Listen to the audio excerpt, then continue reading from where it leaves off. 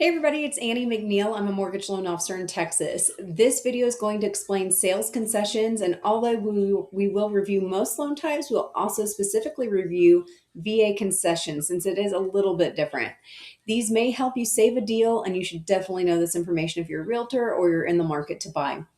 As you can see on my chart here, if you're purchasing around 300,000 and let's just say that's the full loan amount because we don't have all the information yet, but giving you a base loan of 300,000, you can see for Fannie Mae and Freddie Mac, you would have a max allowed limit of $9,000 or 3%. This is more of like a conventional loan. Again, owner occupied primary residence. For FHA, you can see it's $18,000, which is 6%. That's the same with the USDA loan, which is a rural loan, basically not in the middle of the city. And so you can get up to 6% or 18,000 for that too.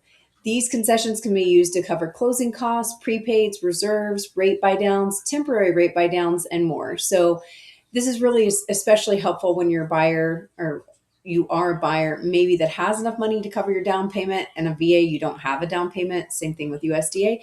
But let's say you have that money, but you don't have the money for closing costs on a home. You may look to the seller to help offset some of the costs for getting a home.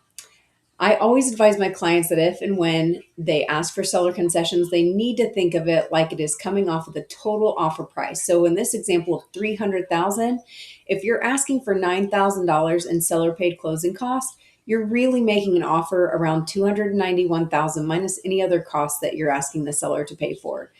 The seller will remove what they're paying on behalf of you as the buyer to look at their bottom line. It's always negotiable, and even then, some sellers may not have enough equity to be able to cover something like that for you on the seller side. With VA financing, which I'm about to go over the rest of for this video, you can get 4% or $12,000 for seller concessions, but you can also get $12,000 to cover things like closing costs, points, funding fee, prepaid taxes and insurance, and more. You can even use some of that money to pay off credit card balances or judgments in order to qualify.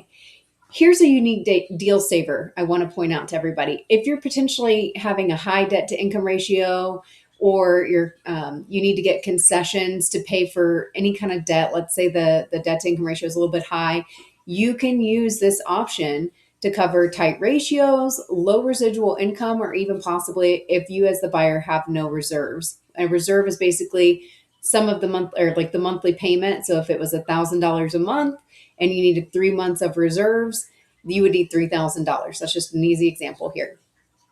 So these are some options that will help make your deal work.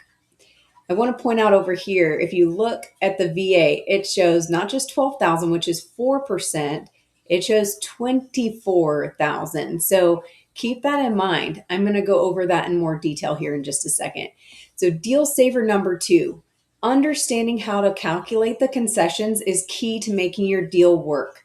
The 4% is limited only to the seller and does not include closing costs. It's a little news for a lot of people out there. In the VA handbook, it states the 4% is limited to the seller. The VA does not limit the payment of the fees and charges paid by other parties. So when calculating the amount allowed, do not count the amounts paid by the lender or the real estate agent or amounts paid by the seller towards the closing costs. To give you an example, if you had 300,000 and 4%, that's $12,000, like what I'm showing over here. If the seller's covering $6,000 in closing costs, is that considered part of the 4%? No. If the prepaid items of $3,000 are being paid by the lender, is that part of the 4%? No. If the agent pays $800 for an inspection, is that part of the 4%? No. Guess what? It's all no. None of these examples would be considered part of that 4% cap. If the buyer has a judgment of $10,000 that the seller pays, that would be part of the $12,000 cap. And then there would be $2,000 left over that they could contribute to something else. But that is how we come up with that 4%. Again, all parties need to be on board and negotiate these items so that they are favorable or agreeable by both the buyer and the seller.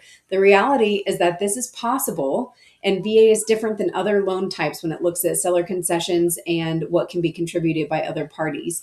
Schedule a one-on-one with me, a consultation. It's free, no obligation, at schedulewithannie.com to answer any questions you might have about a purchase, a home refinance, using your VA eligibility, and more. I'm happy to help you with that.